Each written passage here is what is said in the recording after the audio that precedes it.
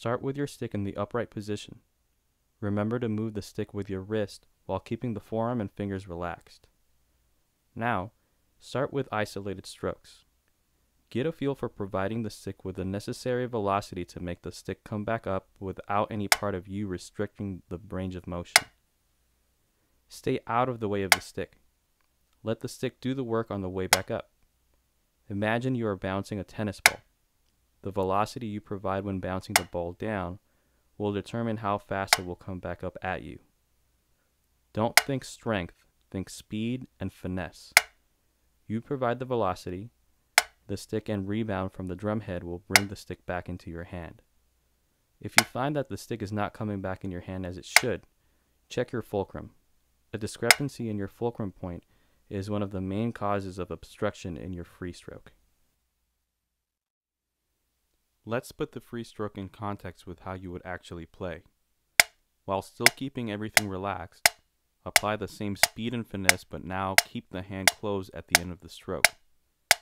Don't squeeze the stick as it impacts the drum head. Let the stick breathe and listen for the natural tone of your stick. We want the stick to move free of obstruction while keeping maximum control. Remember to always initiate with the wrist and don't forget to breathe.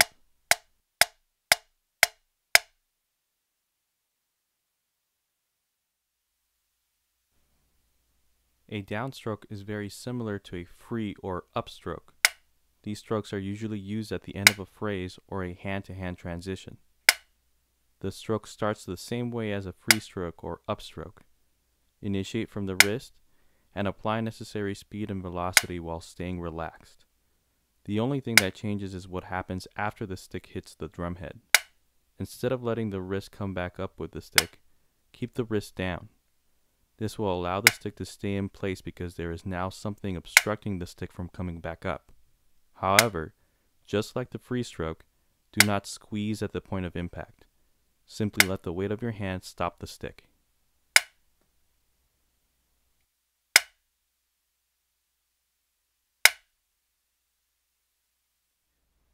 Down and upstrokes are also used to play at low or tap heights. Taps or inner notes make up much of what we play in a drumline setting. These are meant to be low and controlled. The tempo usually determines whether these strokes should be interpreted as up or down strokes. The slower the tempo, the more control we need. Therefore, downstrokes are the way to go. However, as the tempo increases, we need the assistance of rebound, which calls for the use of a free stroke. As always, don't fight the stick. Let it do the work. Stay relaxed and breathe. Here's what all these strokes should look like in the traditional grip. Everything that was addressed should also be applied to the traditional grip.